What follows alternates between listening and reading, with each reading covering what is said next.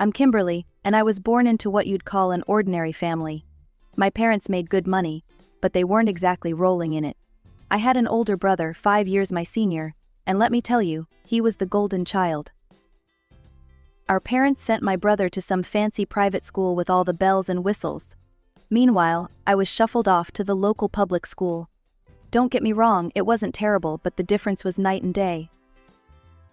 I remember this one time when I was about 8.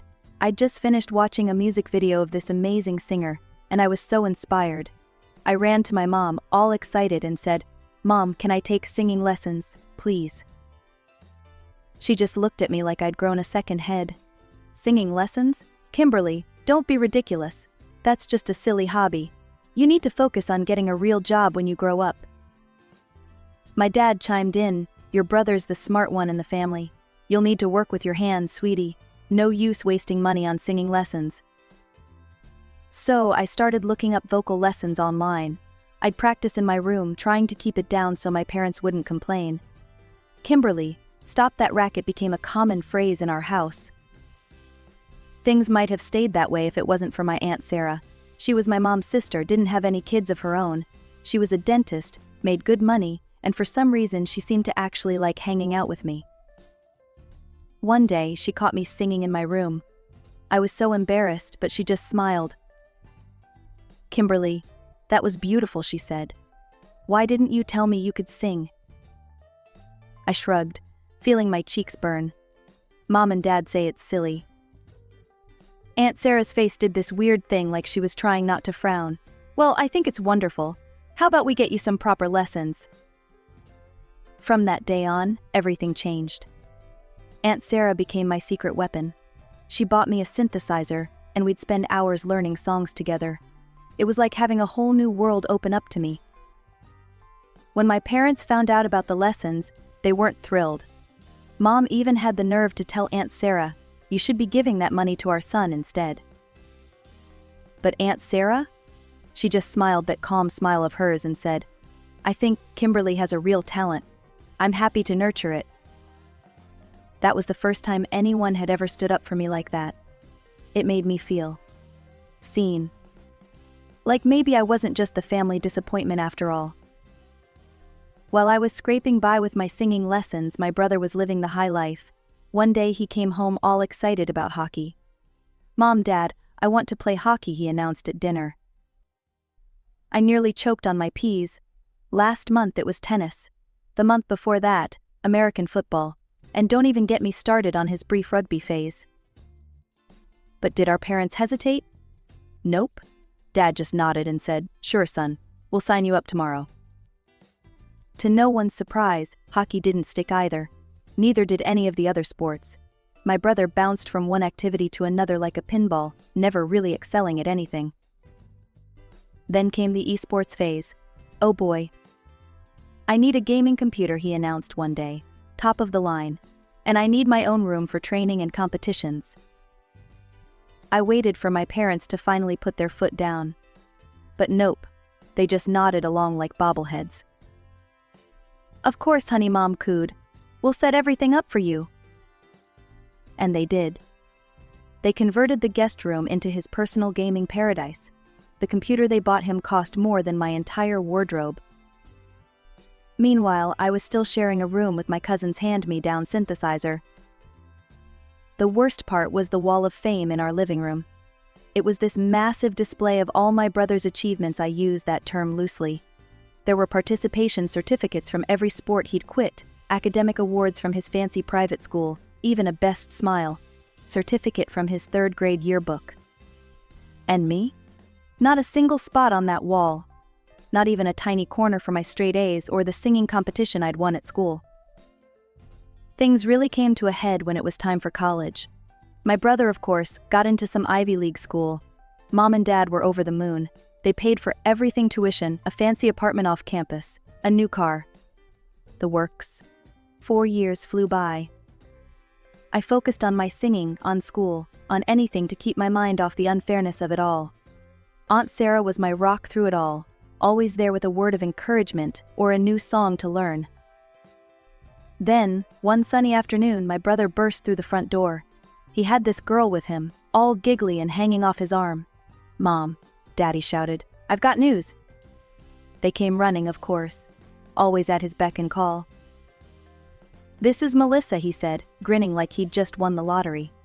"We got married last week. She's moving in with us." I thought Mom was going to faint from happiness.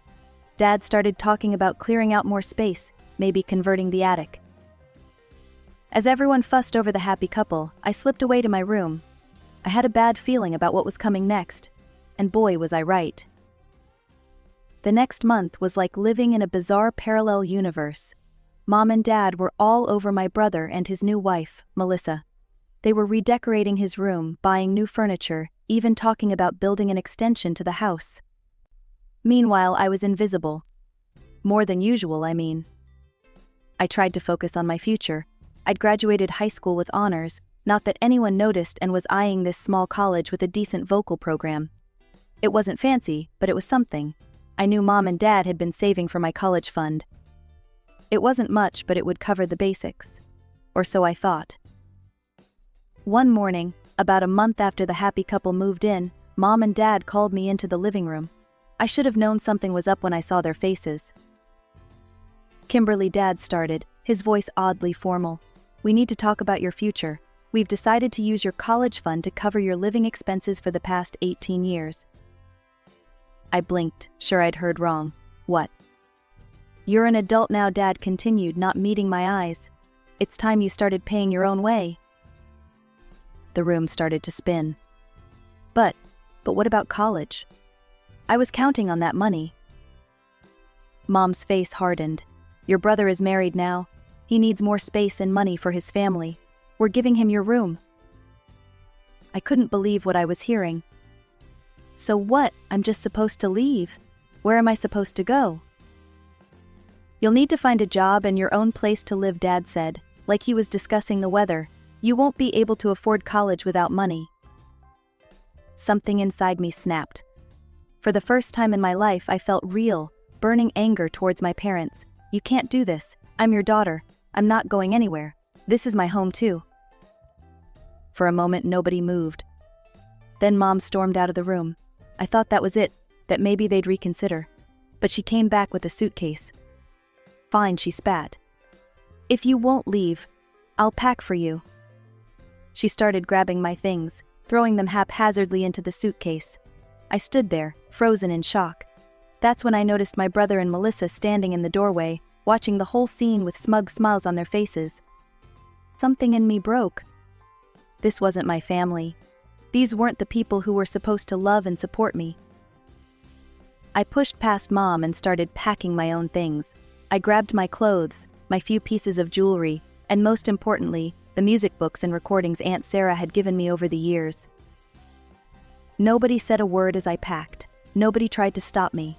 And when I walked out the front door, dragging my suitcase behind me, nobody called me back. I found myself on Aunt Sarah's doorstep, my whole life packed into one measly suitcase.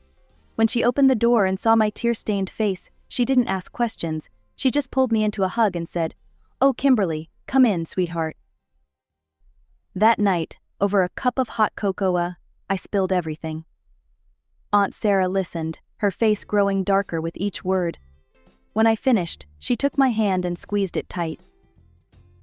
"You're staying here," she said firmly, "and tomorrow we're going to figure out your future." I slept better that night than I had in years, knowing I was finally somewhere I was wanted. The next morning, Aunt Sarah dropped a bombshell on me. "I'm paying for your college," she announced over breakfast. "I've been saving for years, hoping to help you chase your dreams. This is what that money is for." We spent the next few weeks researching colleges.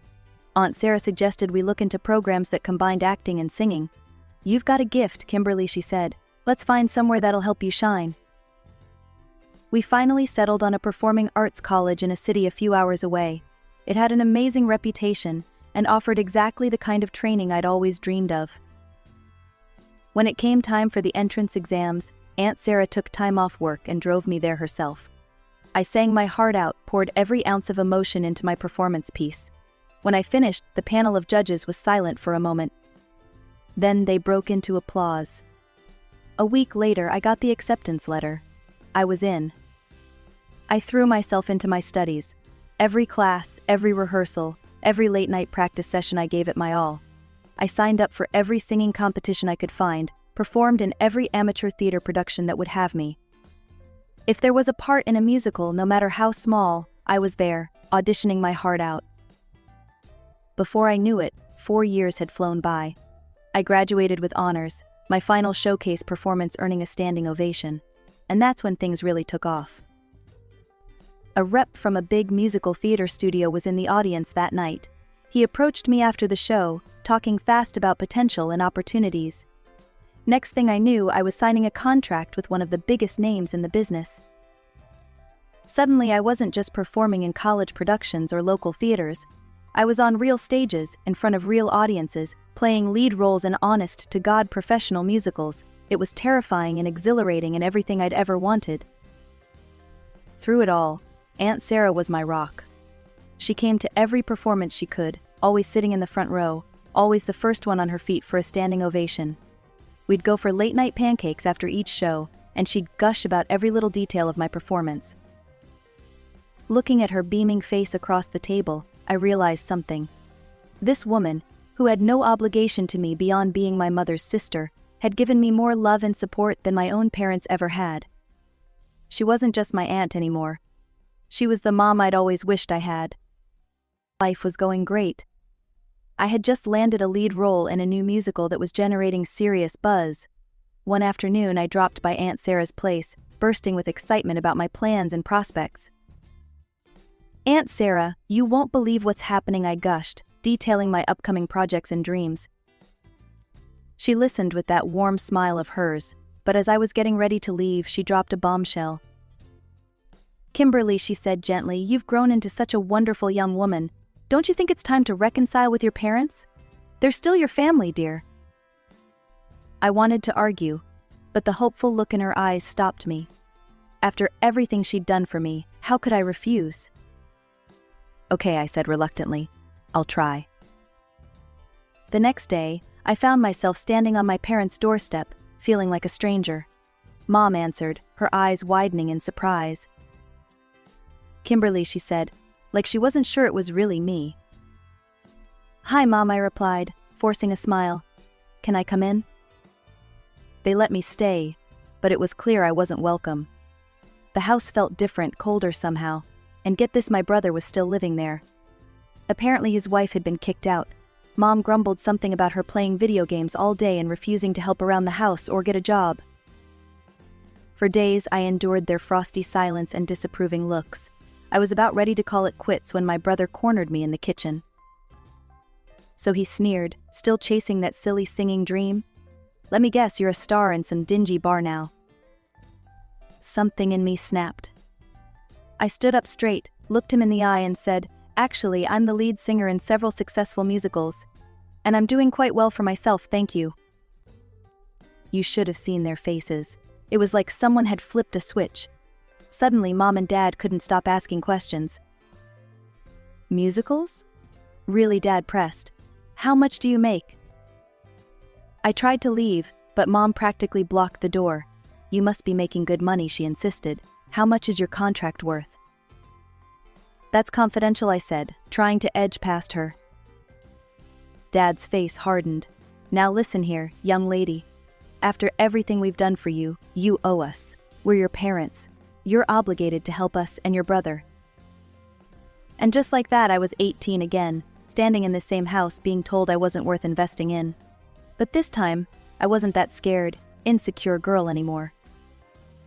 "I don't owe you anything," I said, my voice steady. "You kicked me out, remember? Told me I wasn't worth supporting. Well, guess what? I made it without you, and I don't need you now." I headed straight to Aunt Sarah's house. She took one look at my face and opened her arms. As I hugged her, I knew this was my real family. This was home. Life has a cruel way of pulling the rug out from under you just when things seem to be going well. I was riding high on my success, performing in sold-out shows night after night, when I got the call that changed everything. Aunt Sarah had cancer. The world seemed to stop spinning. I wanted to drop everything and rush to her side, but she insisted I keep performing. "Your dreams are my dreams too," she told me over the phone, her voice weaker than I'd ever heard it. "Don't you dare give them up for me." So I kept touring, but every free moment I had, I spent with her. We'd sit in her garden, talking about everything and nothing. I tried to memorize every detail of her face, the sound of her laugh, the way her eyes crinkled when she smiled. But cancer is a merciless enemy. Despite the treatments, despite our hopes and prayers, Aunt Sarah's condition worsened rapidly. And then, one day, while I was in the middle of a tour, I got the call I'd been dreading. Aunt Sarah was gone. I was lucky, if you can call anything about this situation lucky, that I had a few days break between shows. I caught the first flight home, my heart feeling like it was being squeezed in a vice. As soon as the funeral was over, I had to fly back. The show must go on, as they say. But every performance felt hollow now. I sang the notes, hit the marks, but my heart wasn't in it. How could it be, when it was shattered into a million pieces? When the tour finally ended, I returned home, exhausted and grieving. That's when I got a call from a notary. Apparently Aunt Sarah had left a will, and I needed to come in to discuss it. I went to the notary's office, not really caring about what Aunt Sarah might have left me. Nothing could replace her. But when the notary started reading the will, I couldn't believe my ears. Aunt Sarah had left me everything. Her house, her savings, all of it. I broke down crying right there in the notary's office. In the following days, I moved into Aunt Sarah's house. I was starting to feel like maybe, just maybe, I could move forward when my past came knocking, literally. One afternoon there was a pounding on the door. I opened it to find my brother standing there, looking disheveled and desperate. "I need money," he blurted out before I could even say hello. "My wife's pregnant, and I left Mom and Dad. They've been driving me crazy with their nagging and criticizing. You've got to help me, Kimmy." I stood there, stunned. After everything that had happened, this was how he approached me. "Why don't you get a job?" I suggested, trying to keep my voice level. His face contorted in disgust. "A job? I don't need a job, I need money. You've got plenty now, don't you?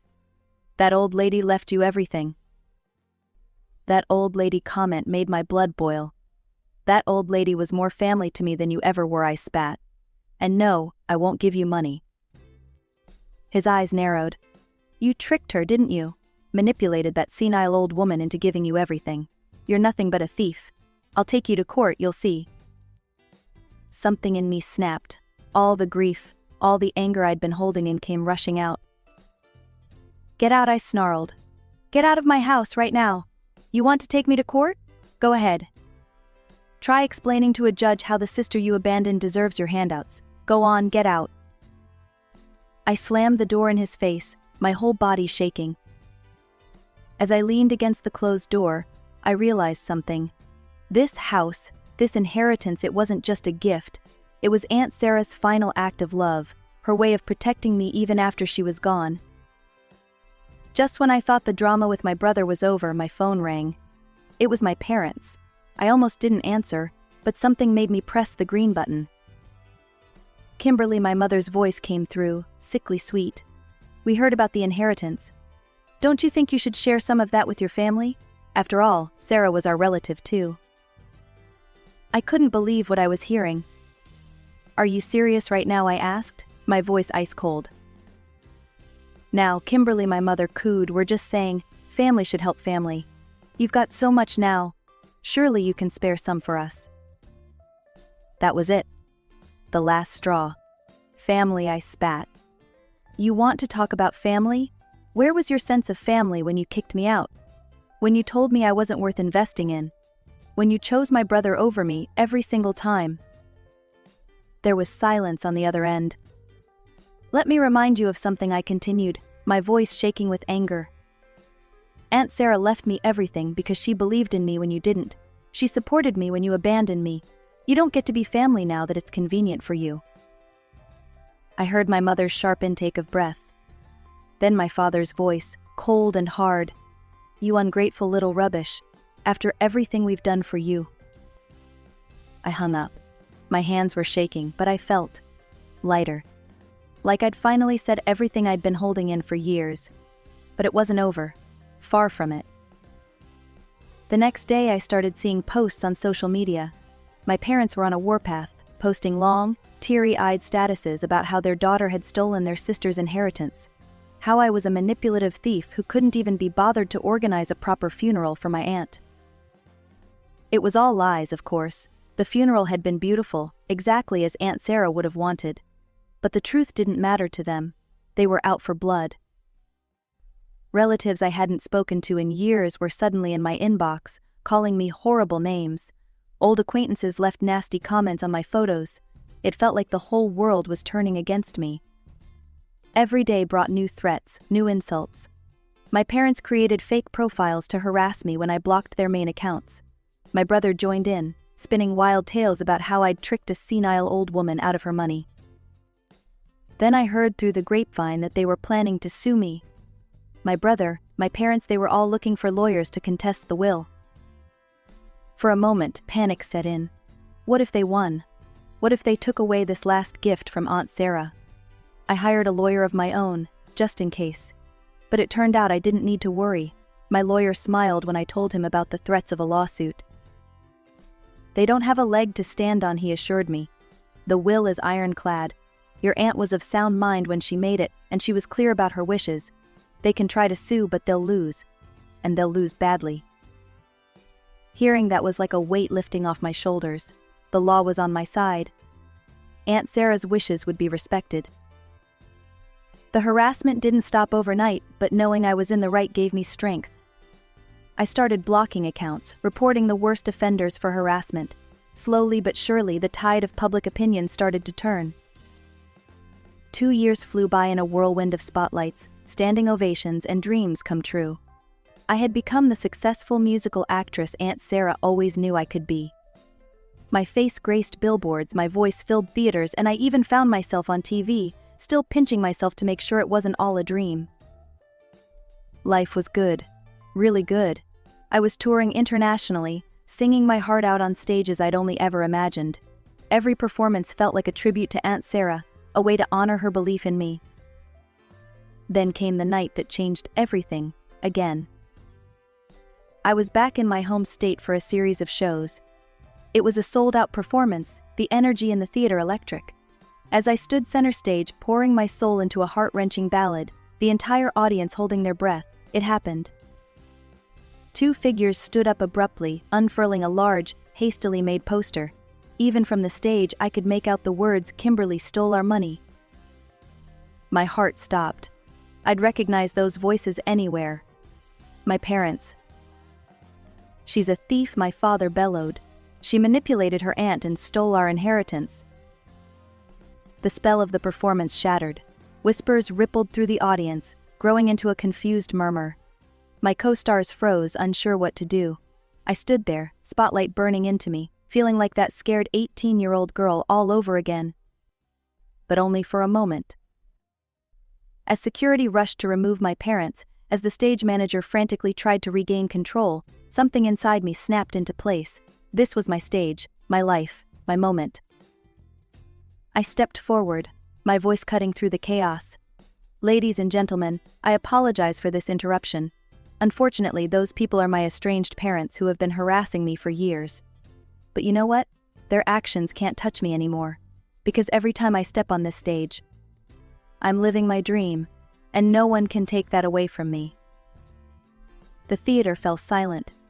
Then, slowly, applause began to build. It grew and grew until it was a roar, drowning out my parents' continued shouts as they were escorted out. We finished the show, and it was one of the best performances of my life. Every note, every step felt like an act of defiance, a declaration of my right to be there. The next morning I called my lawyer. Enough was enough. It was time to end this, once and for all. We went to court armed with years of evidence, social media posts, threatening messages, eyewitness accounts of their disruption. The case was clear-cut. The judge issued a restraining order against my parents, legally barring them from contacting me or coming near my performances. In the years that followed, my career soared to new heights. I traveled the world, performing in cities I'd only ever dreamed of visiting. Every new stage, every new audience was a thrill. My parents and brother became distant memories, faces I might pass on the street without a second glance. They were no longer a part of my story. Instead, I built a new family.